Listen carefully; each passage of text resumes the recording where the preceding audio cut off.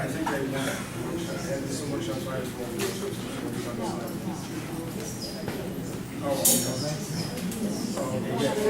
Yeah, right there.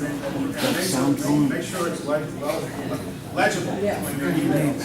I'm Lee, how are you? Oh, yeah. It's on YouTube. I have some my stuff on 9/11 is on YouTube. So write your email address down if you want the link. Okay.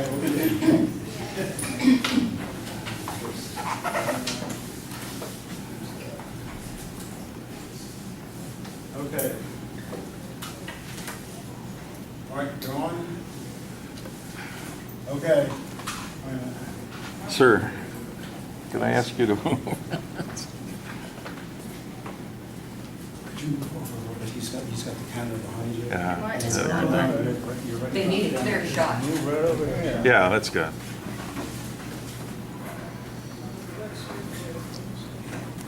Okay. My name's Bill Warwick. I'm from the Gainesville chapter. what? Gainesville, Florida chapter. And I had already done this. I did this on the 22nd in Gainesville down at the library. There's a couple of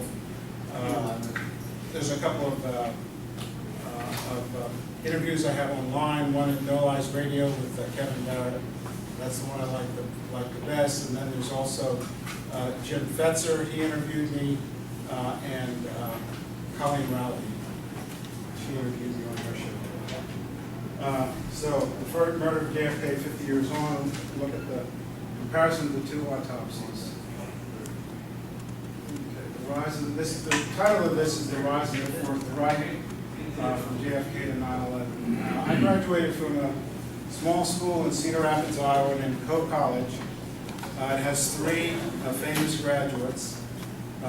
Two of them are famous coaches that a lot of you might know, follow NBA and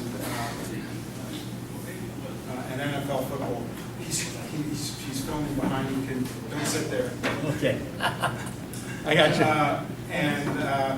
The football coach is Marvelous Marv Levy, who was the greatest running back at Code for a long time. And the other is Bill Fitch, who coached the Cavaliers and then the Celtics. But the third person is named William Shirer, and he wrote The Rise and Fall of the Third Reich. So this is the rise of the Fourth Reich from JFK to 9/11. The book describing the rise and fall was written by him. He graduated at Code 41 years before me. He was a Tau Kappa Epsilon fraternity, and we were on the third floor of the men's dorm. They were on the west wing, and we were on the east. What he may or may not have known is that the Third Reich didn't disappear; it just moved to the U.S. with Operation Paperclip. In addition to the Pentagon hired an entire Eastern Front intelligence operation in East Germany, headed by Gerhard Gehlen. He planned the whole thing, he buried everything, all the important stuff, and he gave it to the Pentagon in the war. What are the key points that we need to know? It was the first of four political assassinations that took place over 4 years and 7.5 months in the middle of the turbulent decade of the 60s. These horrendous acts had a common purpose, furtherance of the war agenda, and throwing the anti-property agenda under the bus. And what are the specific reasons for his and the other three assassinations, and what are the known facts of the assassinations themselves, and how are they connected?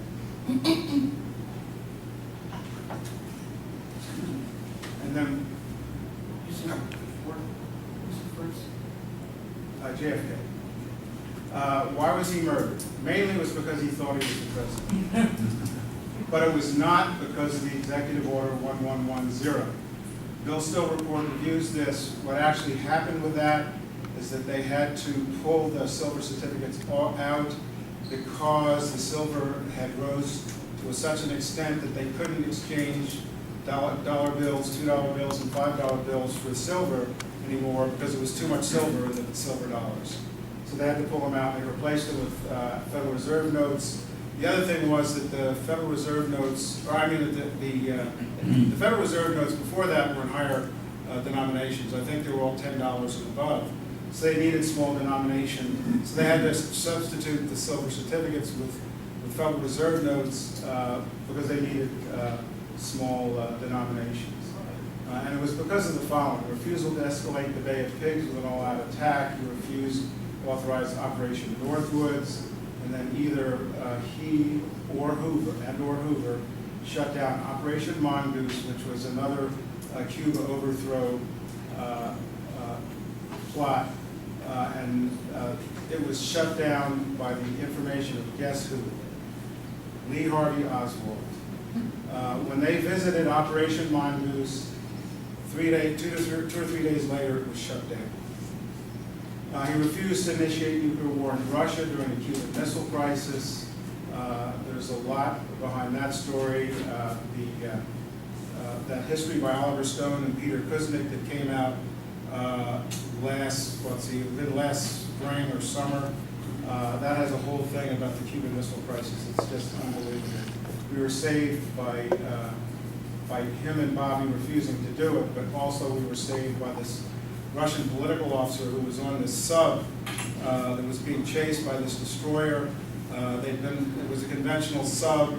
They had been underwater for 4 days or something like that. They had virtually no oxygen left, no batteries. It was 120 or 30 degrees in the sub.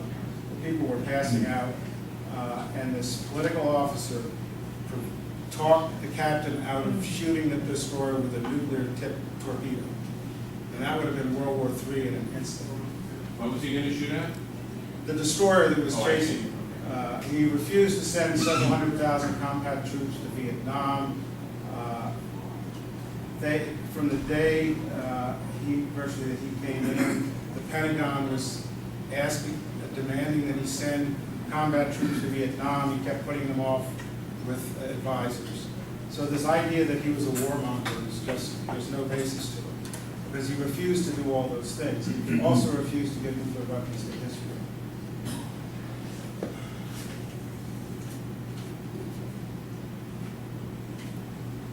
Well, Questions at the end.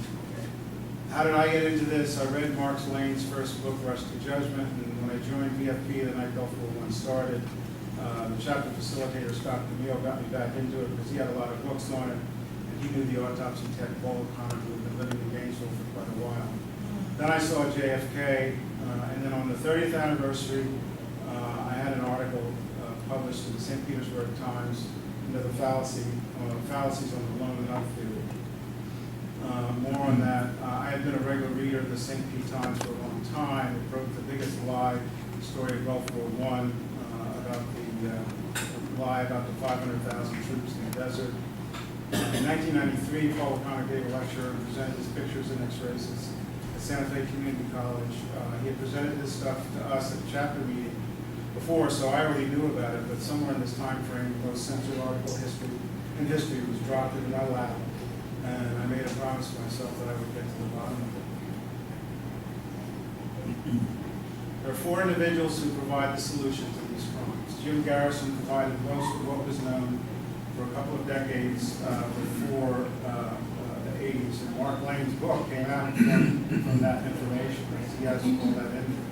Paul O'Connor, the ranking autopsy tech at Bethesda. Thomas Noguchi put his autopsy comparison article in the 1972 edition of obscure journal for forensic pathologists, Legal Medicine Annual. I think you're going to see that today. English barrister William Pepper, who solved the MLK assassination and named the perpetrators in his book, An Active State. Comparison of the autopsies. Okay, where did they take place? RFK took place in Los Angeles where he was murdered, but JFK, they moved him to Bethesda, and that was illegal. Your autopsy is supposed to take place when you're murdered. The county coroner is supposed to do the autopsy, but they had a gunpoint confrontation with the doctors at Parkland, demanded the body because they weren't going to give it up initially, and they just pulled their guns, took the body, and left. But it did go to the funeral director first, and he was put in the ceremonial casket. What's on the first page?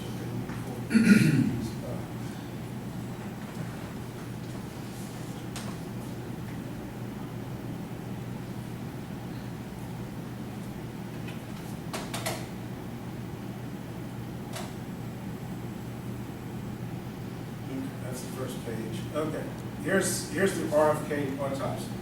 And you can see it's just, he has a complete description of all the wounds, but the key point is the entry courses of the fatal gunshot wound was the right mastoid region, which is behind the right ear, right here, and it was on an upward, right to left, back to front trajectory.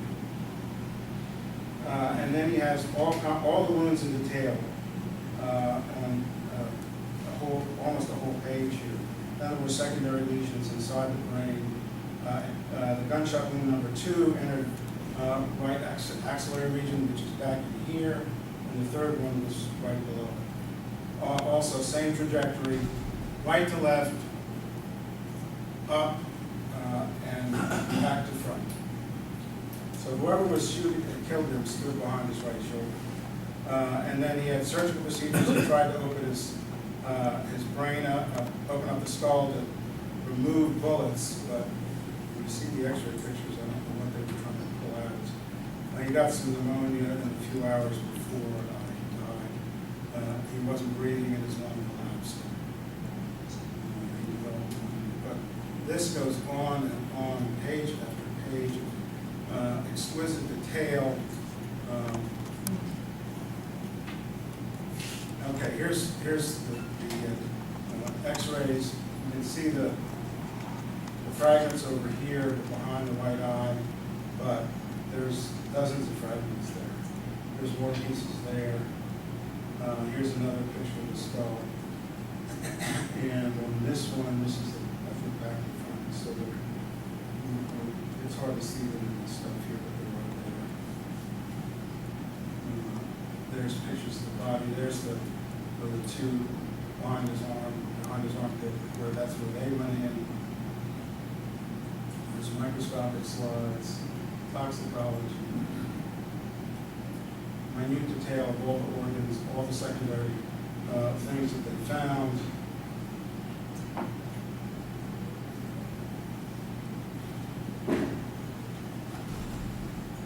And this is the end right here. It took 3 days to get it done. Okay, here is JFK. Now the first page here lists all the people who were there. Technical summary, according to available information, the president was riding in an open car on a motorcade, the whole story. 3 shots were heard. The president fell forward, bleeding from the head.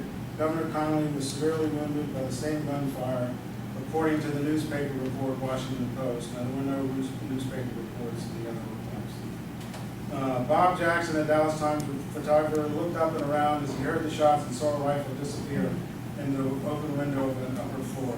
So that's the conviction story right there. There's a general description of the body, very very shoddy, not much information. There's a gross description of the brain. But basically what he says is that there's a big wound on the right side of his head.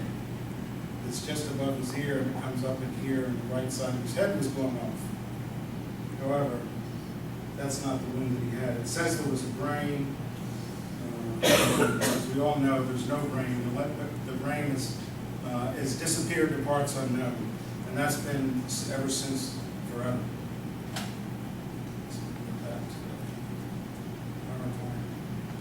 So they took place in the wrong. His took place in the wrong place. The number of pages is 5 compared to 59.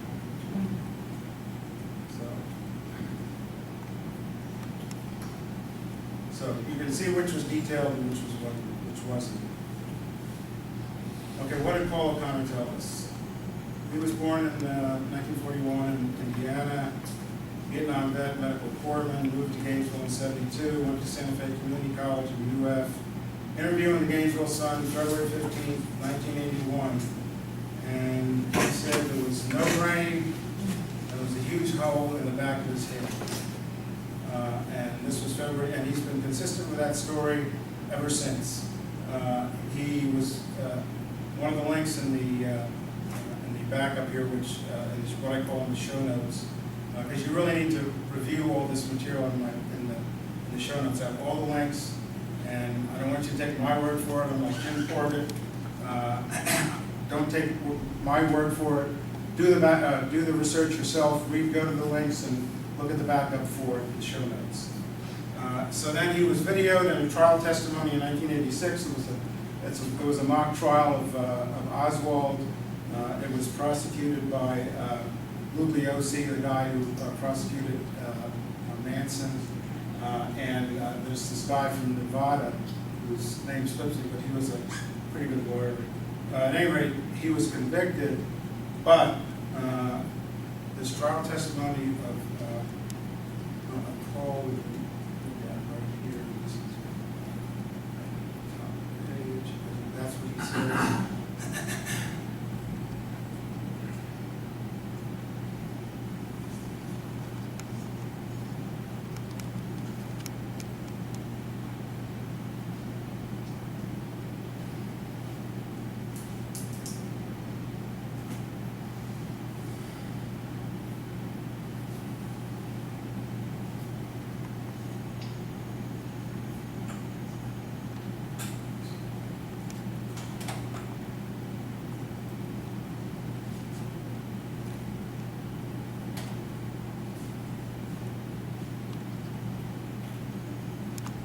Now this,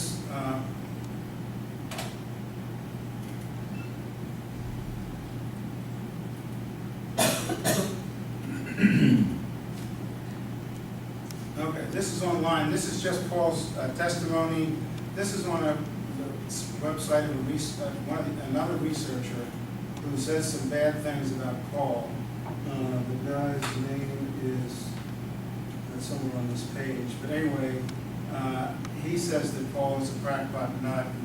I had an email exchange with him and asked him what he based that on, and he really had nothing to base it on. He never met Paul. He doesn't know him from the hole in the ground. I told him that I know him, and Paul is not a lying nut.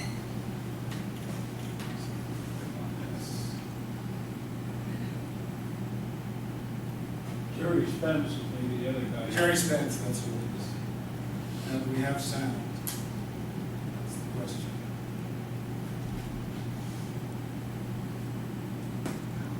So, no.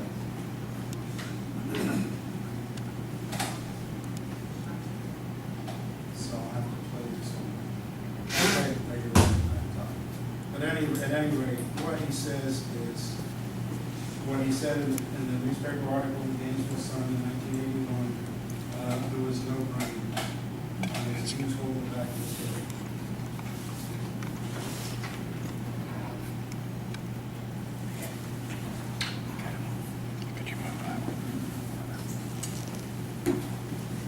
So, what do we learn from this? There's a vast difference in the content and detail of the two autopsy documents. There's a correlation between what Paul O'Connor said in 1981, 1986, at a BFP meeting in either 92 or 93, and at Santa Fe Community College in this lecture. He passed away in 2006. I used to run into him all the time when I went shopping in this one shopping center in Gainesville, not too far apart. I'd see him periodically and know him since 1993 or 2 when I first met him. Based on the autopsy findings, RFK was murdered by someone standing behind his right shoulder. JFK's body was snatched from the Dallas coroner and again on the way to Bethesda so it could be altered to destroy the best evidence. An autopsy is a diagram of a murder. It's a forensic document, and that's what you base anything on in a murder trial. But this was altered, and the question is why and how. The wound that he describes is on the side of his head right here. It's in the autopsy. If you Google, just Google diagram of JFK's head wound, you'll see this diagram. It was made sometime later based on the autopsy report itself that shows a big wound right here. And don't sit there. He's filming behind you. And then if you can also Google up autopsy pictures, And you'll see pictures of the body, and you'll see the right side of his head here, and it's right there, but the hair's all nice and combed. But in the FBI notes at the autopsy, there is a little notation that there was surgery performed on the head area. All the doctors and nurses at Parkland said he had an entry wound right here and an egg-shaped exit wound back here. There's something called the Harper fragment, which was found by a medical student in the plaza the next day. It's a piece of skull shaped like an egg. It fits the description, this wound that they described at Parkland. The coroner, or not the coroner, but the mortician who put his body in the shipping casket, in the ceremonial casket in Dallas, describes the same thing, same wound, same place. But when he arrived at Bethesda, he was in a body bag, in a shipping casket.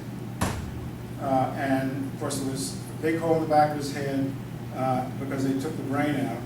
You have to have a big hole there to get the brain out. Normally in an autopsy, you make a big, you use like a jigsaw, and you make a big cut here, take the top of the skull off, and you dissect the brain out.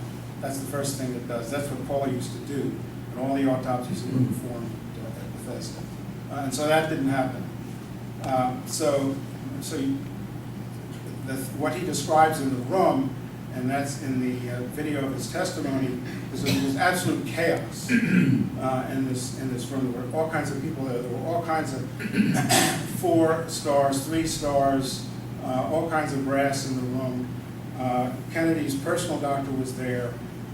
They were interfering with what was supposed to be done in the autopsy all the time. Humes Humes' 2 assistants. He had 2 other officers, physicians, who assisted him. They were assigned to do the things that Paul and his other autopsy techs normally do. So Paul was basically standing around a lot. And the other person in the room, one of the other people in the room, one of these 4 stars, was none other than Buck Turgidson himself, the model for the character in the movie, Dr. Strangelove, Curtis LeMay. He was in the room. So there were all kinds of people in the room there, one of them dead, mostly from the Pentagon and the CIA. So, continuing here. So the question is, why did Humes do this? And that's the question. There's 2 possibilities. Either he did it willingly because he was part of what was going on, or else it was like The Godfather, where the guy wakes up with a horse's head next to him, and he was given an offer he couldn't refuse. And it's so obvious. I think he made it very obvious, and I think that's my guess as to what happened. He made this thing look bad. He described the wrong wound, and there's all the evidence there to make it clear that there's something wrong with this autopsy. Not only how it looks, but describes the wrong wound. There's no brain. And then there's this description. So, there's a vast difference in the content and detail of the autopsy documents. There's correlation between what Paul said several times. Based on the autopsy findings, RFK was murdered by someone standing on his right shoulder. JFK's body was snatched from the Dallas coroner and again on the way to Bethesda so it could be altered and destroy the best evidence. And also, JFK's murder was witnessed by a guy named Ed Hoffman, who was a nephew. He was standing up on the overpass. He saw the smoke rise from the shot. He saw the guy turn around, hand the rifle, walk away a few steps, break it down, hand it to some guy in work clothes who had a toolbox. He broke it down, stuck it in the toolbox, and walked away. And he tried to talk to the police and FBI agents, but he was a deaf mute, so they just blew him off. And he's very lucky because if he wasn't a deaf mute, he'd be dead. Or he'd have been dead right away. So what does this mean? RFK was not killed by Sirhan Sirhan. JFK was murdered by the shooter on the grassy knoll, seen by Ed Hoffman. The people who did this were very powerful people. And the same people killed both of them.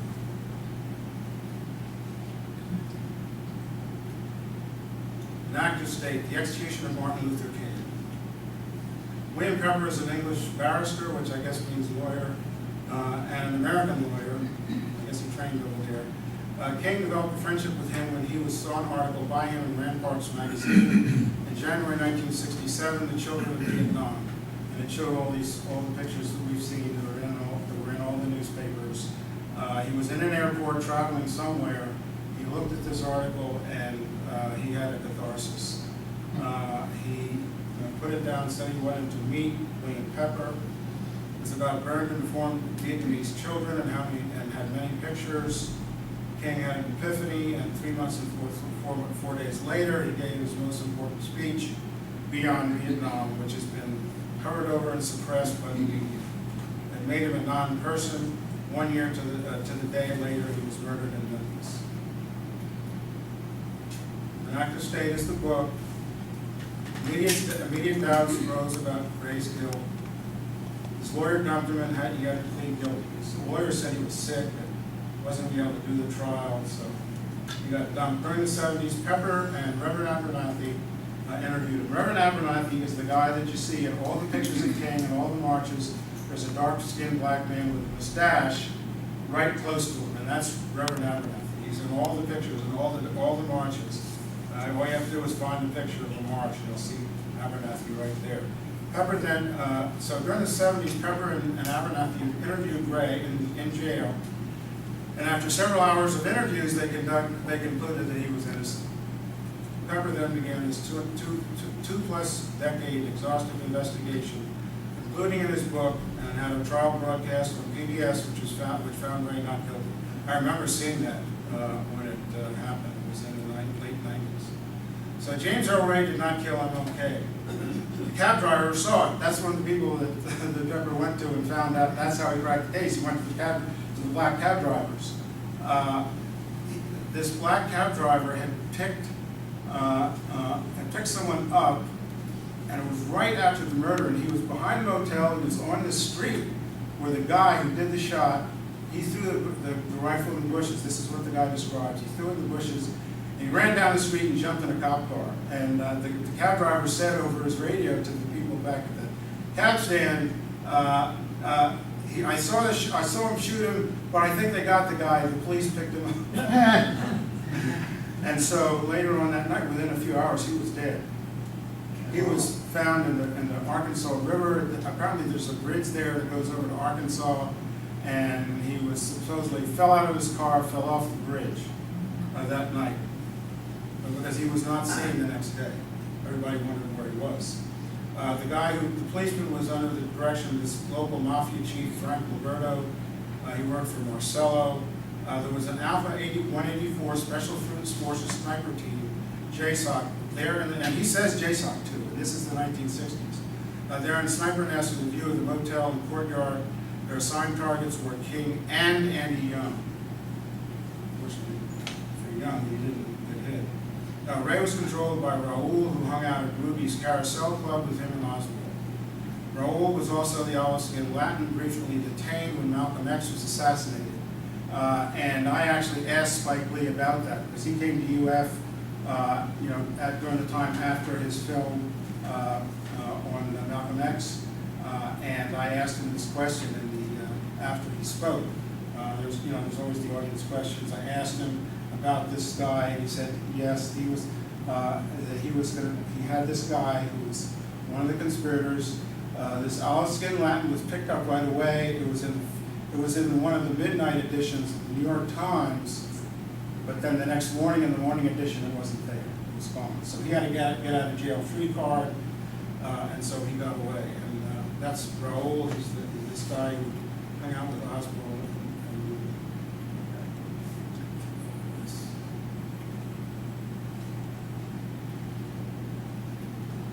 So what does this all mean?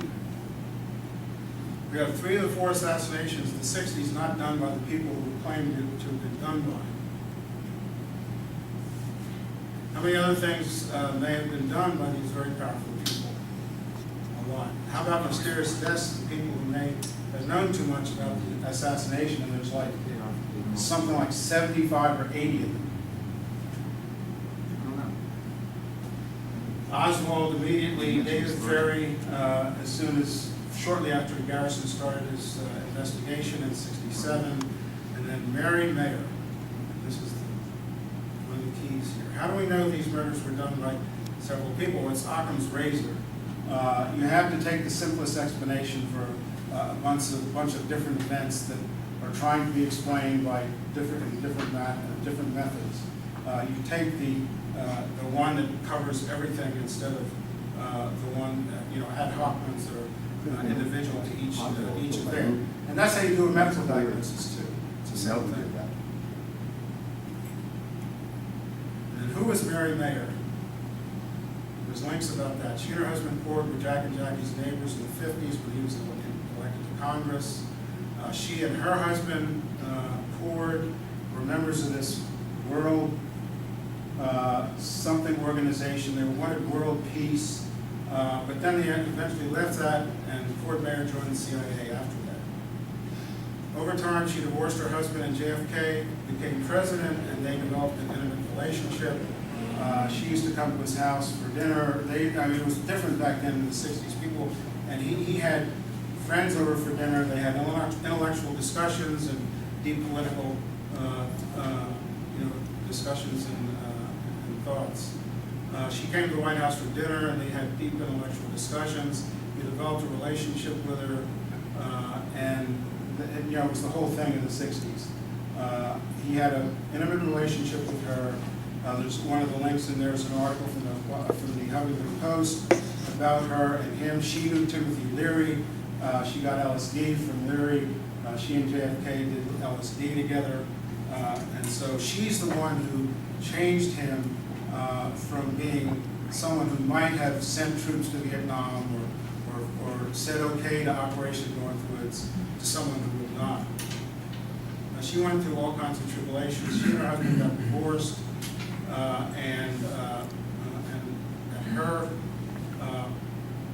According to the deathbed confession of Waterburger E. Howard Hunt, he and Ford Mayer, who was her husband, an upper-level CIA agent, were the planners of the assassination. He supposedly confessed to his son. The Mafia supplied the snipers who were in 3 or 4 good locations around Daley Plaza. 11 months after JFK was murdered, she was murdered while out jogging. They tried to pin him on an African-American handyman, Raymond Crump, who had been fishing in a nearby pond. He was arrested. Her husband, Ford, was accompanied to a funeral by Richard Helms, who was his close friend, to comfort him. There wasn't any actual evidence for this, against this guy, and he had a very good lawyer named W. Roundtree, and he was found innocent by the grace of the force. After the trial, her husband was asked who murdered her, and his answer was the same SOBs who killed JFK. So what do we have here? A series of political assassinations in which the purported killers obviously didn't do the crime. Therefore, we have to look at who had the power to do these crimes, pay for them, and then cover them up. And most of all, we don't. So who benefits? Military-industrial congressional complex. The banksters, they run the war racket, they own the Federal Reserve, which is owned by the City of London, which is owned by the Bank of International Settlements in Basel, Switzerland. Smedley Butler told us about it in War as a Racket. And it always comes back to Smedley Butler. It always comes back to him. The CIA removed the obstacle to things like Operation Northwoods, Gladio, and gave them complete control of foreign policy. And the Pentagon, Secret Wars, Laos, Central America, Operation Condor, Gladio, and on and on and on. The CIA was started by people in secret societies from Europe, starting back in the 1800s. Who had this power? It's a confluence of sinister entities within the government, intelligence communities, secret societies, and Wall Street. They're all intermingled and together.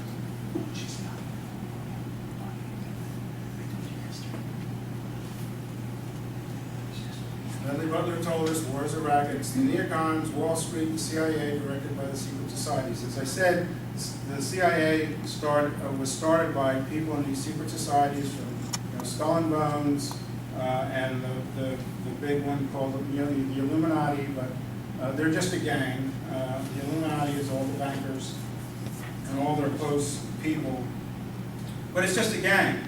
And it's just an old gang. It's the oldest gang that run the oldest racket there is, the war racket, and banking and the creation of money.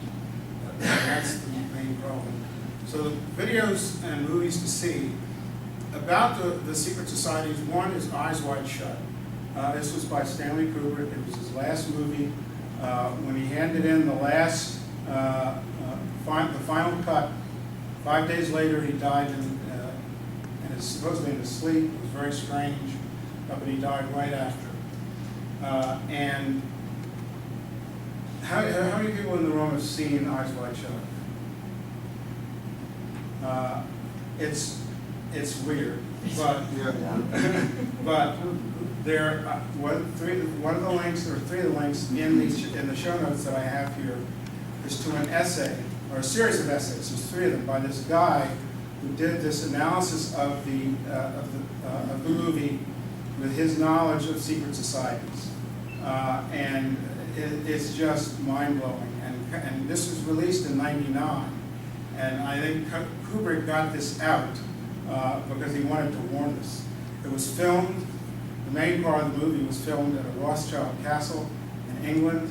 It was supposed to be, the setting was supposed to be Long Island. It's near Glen Cove, which is, one of my great-grandfathers had a house in Seacliff, which is near Glen Cove, and we used to go to Glen Cove. We used to visit there when I was a small kid. We sold it when I was 12. But we used to go to Glen, for the main shopping day on Saturday, we went to Glen Cove to go to the supermarket there. It had a bigger one than Seacliff. And so it was, when you, in the movie, you see the sign for Glen Cove when they're driving along the highway.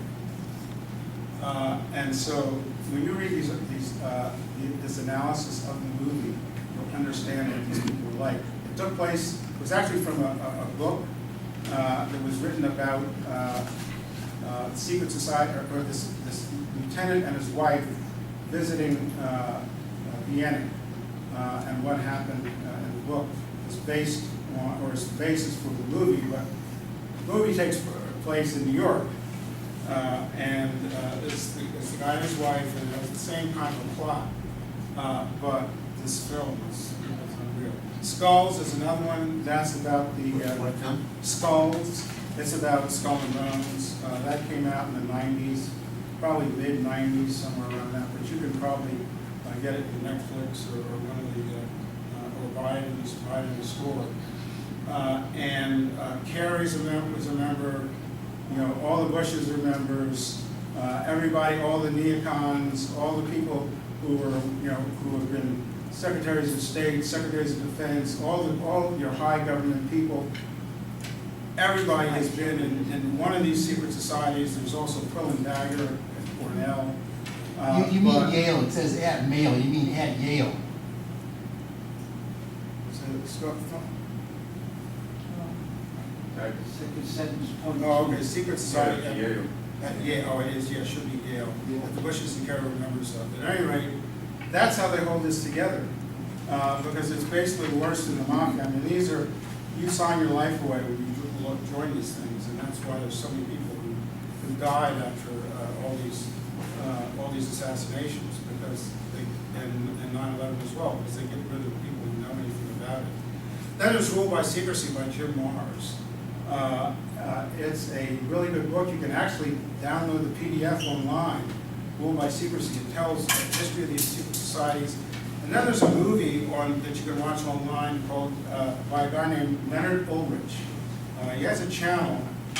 He first came out with this video in 2009 or 10. I ran into it before I did my first 9/11 talk on the 10th anniversary. and saw it, and it's a great history of the secret societies.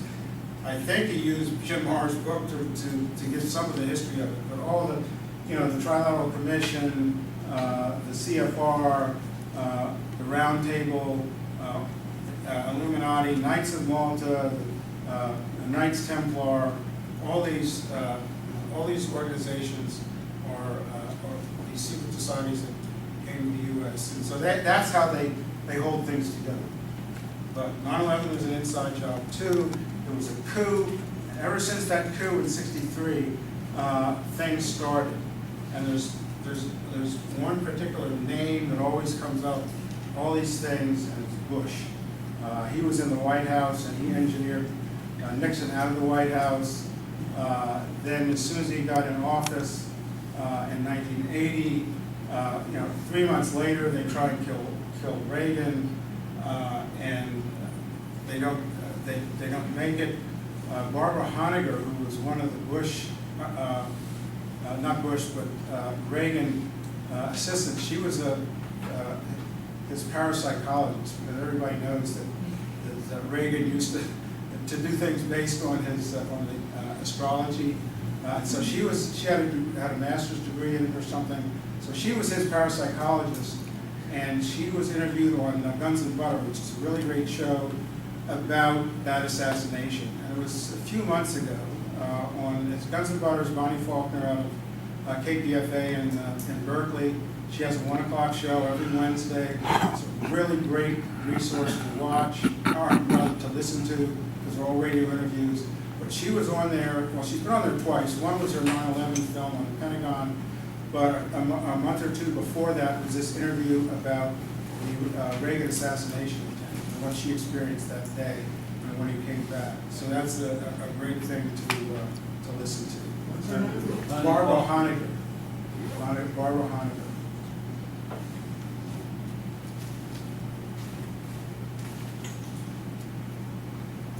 You don't have a bibliography sheet, do you? Yeah, that's what I said. I have show notes that I can show to people, so here we're going to go to this. Well, Now, I want to see if we can get some audio here, but I think if I could do it on my laptop. was it Barbara Honegger, the astrologer? Right. Okay, and She Bonnie was- Faulkner was the one. Bonnie Faulkner has the show. KPFA, Gun and Butter. Right. She has the show. But anybody want to ask any other questions while I'm setting this up? Go ahead. Let's talk about the Soviet site, 62. Yeah, I don't believe it was the political officer who stopped that. I think it was the squadron commander who happened to be aboard the sub. Well, according to David Kuznick, it was the political officer. So talk to him. Yeah, well, also there's a thing on YouTube, The Man Who Saved the World. And there's a YouTube video about that. And that's who they say was the one? That it was the squadron commander. He actually, the political officer, the commanding officer agreed because they lost contact with Moscow. They thought Right. Moscow was gone. Mhm. And it was the squadron commander who happened to be aboard that sub by luck.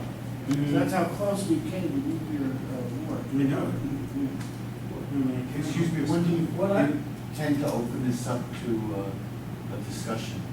Or- Now. Or are we, You can go ahead and ask are questions we now. cutting the time off the discussion period? No, go ahead. Go ahead and ask. What I wanted to know is how that issue with the sub finally came out. The thing was. They didn't fire. Yeah, but how did the sub survive? Yeah. I think so, yeah. It must have had to surface. because- Oh, yeah, once the thing calmed down, I think they were able to surface. Why didn't it blow up?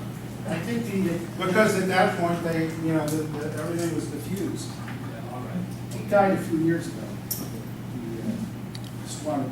But that's the one thing that the Russians have in their military is the political officer. And we have, the group, the Department of Peace people who are trying to set up a Department of Peace. And I think what they ought to do is try and get the Pentagon to have political officers who can provide our viewpoint in these military situations, so that they don't go out of control. Because the reason that these things happen is because people violate their oath. The people who participated, the high-level people in CIA, FBI, whatever, the military, the Pentagon, who were involved in all this, they violated their oath. And that's why the oath keepers are important.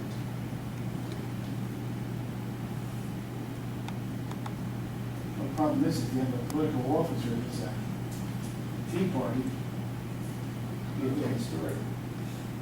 Well, no, that you're, because people in the Tea Party probably wouldn't do it.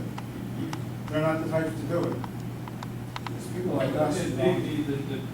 Because they have a certain, the political officer has a certain mission, is to do things like that, to prevent attacks, prevent war, prevent these military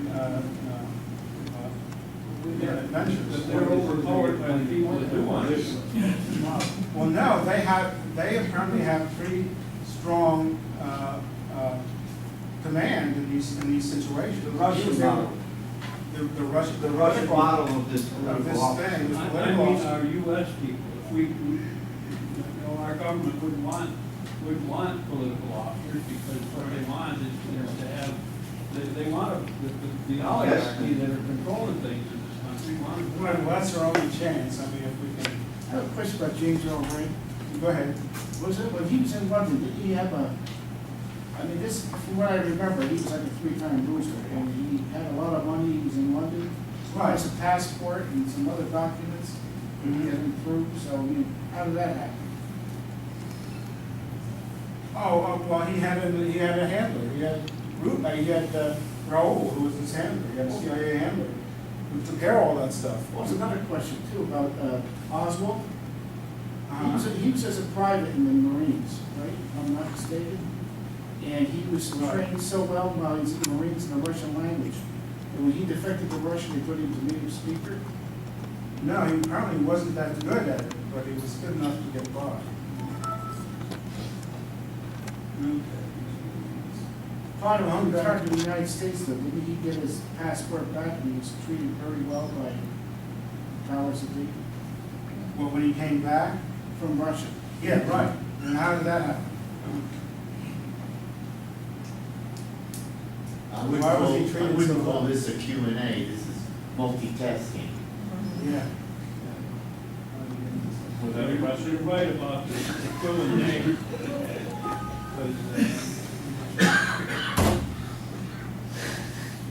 Jules Cole was another one that was involved in that. He had supposedly responsibilities for World Trade Center security after the 90s speed bombing.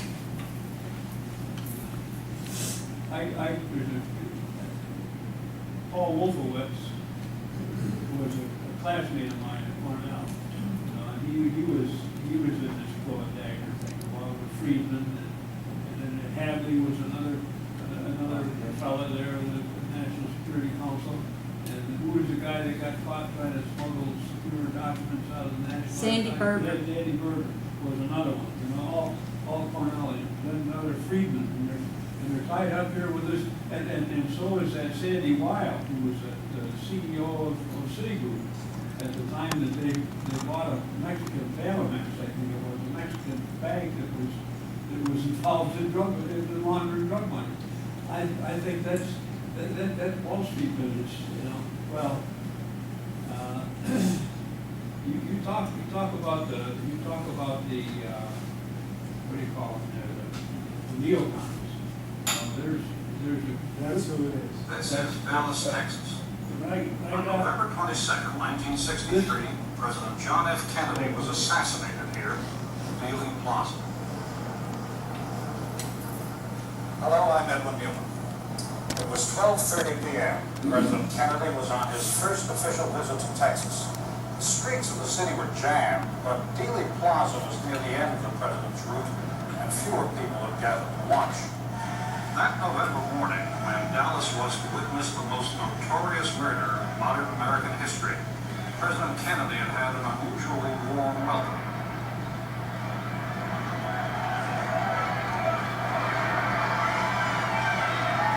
As the motorcade entered Dealey Plaza, Nellie Conley, wife of the governor of Texas, turned to the president and said, Mr. Kennedy, you can't say Dallas doesn't love you. Moments later, the youngest president in American history was gunned down. He was rushed to nearby Parkland Hospital. 30 minutes later came the announcement: the President of the United States is dead. A wave of shock and grief swept much of the world. In a few seconds, the man many believed to be the best hope of his generation was gone. All the shots were fired from the 6th floor of this building on the corner, the Texas School Book Depository. That is, according to the official inquiry. Many eyewitnesses were convinced that the fatal shots came from this area and front to the right of the motorcade, known as the Grassy Knoll. That same day, an employee of the Texas School Book Depository, Lee Harvey Oswald, was arrested following the killing of police patrolman J. Dean Tippett. Later, at the Dallas Police Department, he was also charged with the assassination of the president. Oswald was a former Marine and defector to the Soviet Union.